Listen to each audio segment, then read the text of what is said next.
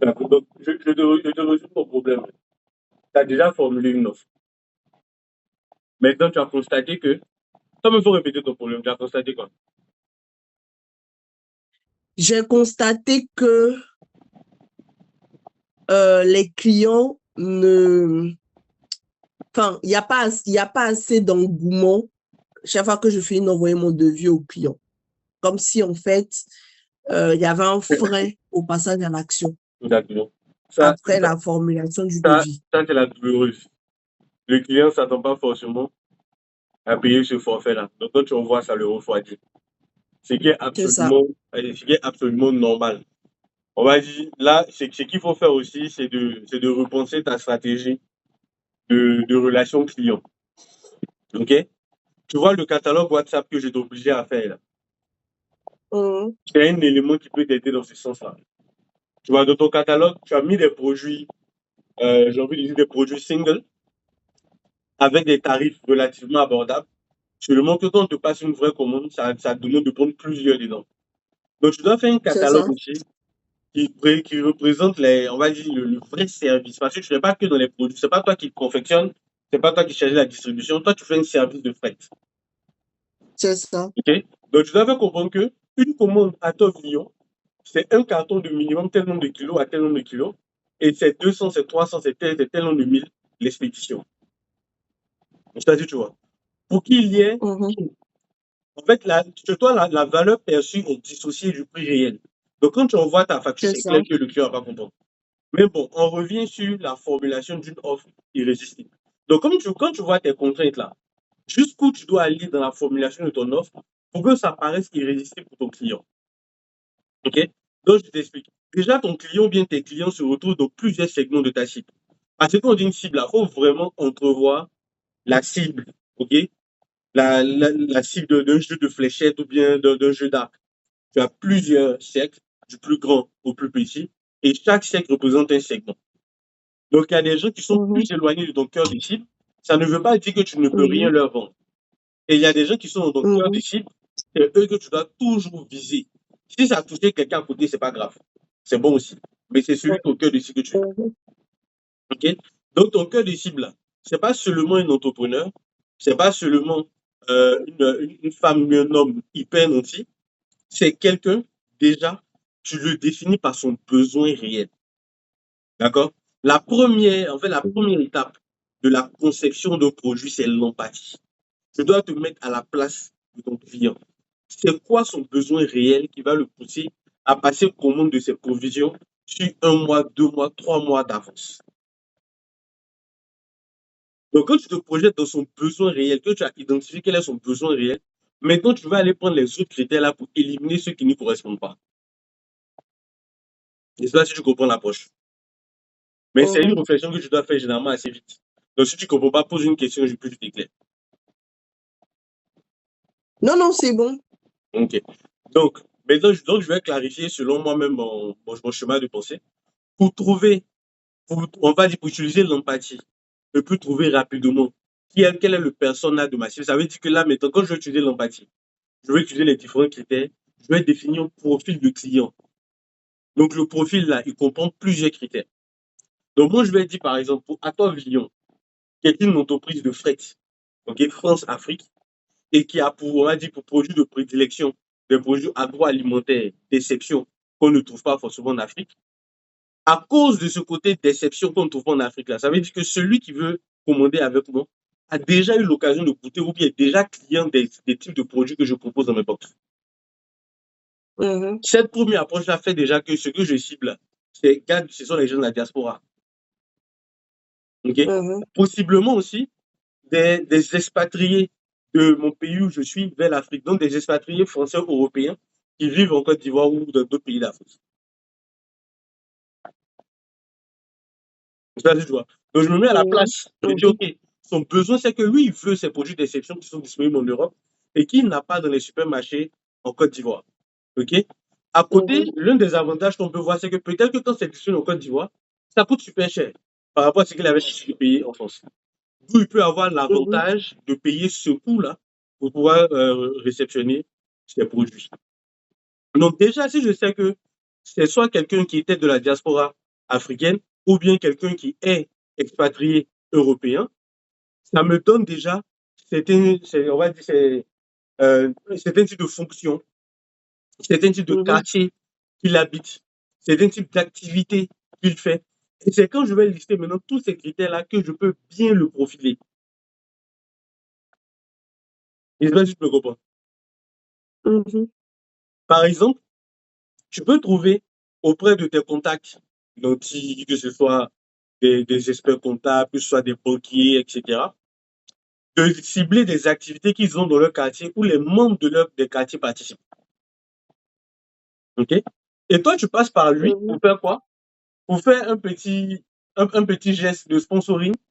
Tu vas leur envoyer une sélection de produits d'exception qu'ils peuvent goûter et tester durant leur petite activité de quartier là. OK? Exemple d'activité, Mhm. pendant la Saint-Valentin là, les gens qui ont les chiens de race là, ils vont faire une marche avec le chien. OK? Mhm. Et ces gens-là, qui ont des chiens qui souvent coûtent au-delà du million, où il faut souvent 100, 200 000 pour nourrir le chien par mois, très souvent, ils cherchent des produits premium pour leurs chiens qui ne sont même pas disponibles au Côte d'Ivoire.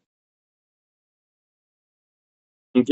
Et à cause Mhm. de ce positionnement, il est très possible qu'ils soient dans la catégorie de gens qui ont peut-être déjà vécu en Europe, ont peut-être déjà goûté ce que tu peux proposer dans tes box, ou certainement ont les ressources financières solides ou suffisantes pour pouvoir passer commande chez toi. Mais comment toi tu vas te faire Mhm. connaître par eux?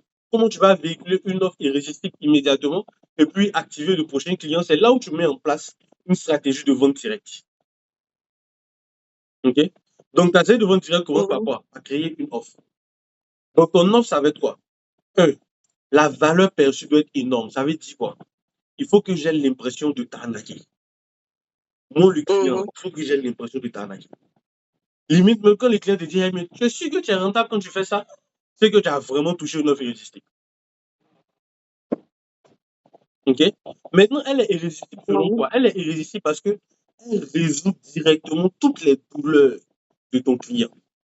Exemple de douleur chez toi. Tes clients en Côte d'Ivoire, ils doivent avoir le problème de ne pas trouver toujours régulièrement les produits qu'ils aiment dans les grands espaces ou bien avec leurs fournisseurs. OK? Comme c'est des produits importés, souvent quand ils en ont besoin, il n'y en a pas de disponible. Et ça, si tu comprends. Mhm. Ça, c'est une douleur. Mhm. Au moment où il y en a besoin, il n'y en a pas. OK? Quand tu identifies Mhm. cette douleur-là, dans la formulation de ton offre, on doit ressentir que tu résous ça. OK? Par exemple, recevez tous les mois, OK, le stock de nourriture suffisante pour votre chien. Après, tu trouves les formulations pour que vous trouviez un cycle nourricier, etc. Je sais pas si tu vois. Vous avez besoin de produits de Mhm. qualité pour votre toutou, faites-nous confiance. Donc, tu résous une douleur, OK, de la qualité, de la disponibilité, sans forcément dire le problème. Mais quand lui, il entend, Mhm. il dit, ah, eux, leur promesse, c'est que j'aurai la disponibilité de mon produit à chaque fois. Et eux savent exactement quel est le chien mange. Mais c'est pareil, tu as vu que l'offre irrésistible ici, elle n'est pas généraliste, elle s'adresse à une cible claire. Cette cible-là, elle recherche des aliments de qualité pour le chien. Elle recherche des accessoires, des jouets, des éléments pour le chien. Et la douleur, c'est quoi? C'est que il n'y en a pas forcément de qualité sur le territoire ou il n'y en a pas régulièrement sur le territoire. Et toi, tu es capable de résoudre ces deux douleurs. OK? Il peut avoir aussi l'origine ou bien le type de marque. Donc, vu que toi-même, ton produit, c'est pas ça, c'est le service que tu offres, tu peux trouver des marques très recherchées, très appréciées, très, très clean, qui fabriquent des jouets qui ne font pas mal aux chiens, qui ne vont pas les intoxiquer, des produits d'attelage qui permettent aux chiens d'être à l'aise, etc., qu'on ne trouve pas sur place. Et toi, tu leur proposes de non seulement faire la sélection, mais aussi de l'acheminer. OK? Mais Mhm. donc, tu vois que tu vas sur des douleurs claires. Donc, si, quand il y a une incompréhension auprès de ta cible, d'abord, ça ne doit pas t'inquiéter parce que ça veut dire que d'abord, ton message était visible. Mais il était visible par n'importe qui. Pour qu'il Mhm. soit visible spécialement par ta cible, tu dois mettre en place une stratégie de communication qui véhicule ton message de toi directement à la cible. Donc, tu vois, l'idée, par exemple, de t'associer à un événement de propriétaires de chiens ou de dresseurs de chiens, ça te permet de parler directement à la cible de ceux qui possèdent un chien, qui voudraient les nourrir, les entretenir avec de bons produits. Ok, il y a très peu de chances qu'il y ait une mauvaise compréhension entre ce que tu proposes et ce que ton client comprend. D'accord? Tu ne peux pas faire une offre irrésistible généraliste, te limiter à faire un post sur Facebook ou quelques statuts, alors que tu ne sais pas clairement qui regarde. C'est ça, Et quand tu fais une offre irrésistible c'est ça. généraliste, l'approche même de ton message doit sélectionner l'audience. Ok? Donc, ça veut dire qu'il y Ouais, a un problème aussi de définition du message. c'est ça. Ok? Il y a certaines publicités que tu vois à la télé, par exemple, où on te tourne la publicité à la première personne. Ou bien, il y a un narrateur qui est en train de décrire une scène. Il va te dire, par exemple, Oui. je vous présente Hubert. Hubert est un berger allemand. Et puis quand tu te rends compte que Hubert, ce n'était pas le chien, mais c'était un vrai berger allemand. C'est une ferme, ok? Et qui fait tout pour bien entretenir son chien.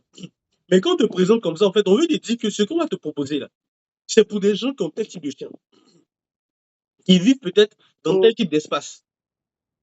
Donc, celui qui n'est pas concerné par le message ne va pas se sentir offensé ou bien ne va pas se plaindre de ne pas comprendre le message. Mais si tu apportes un message généraliste, ok, mais avec une offre spécialisée, c'est clair que si moi je me sens concerné, je vais te dire ton offre là n'est pas adaptée. Je vais te dire que moi je pensais que c'était ton. Ah, je pensais que c'était ceci. Et c'est normal. D'accord? Donc, pour éviter ça, suis le chemin suivant.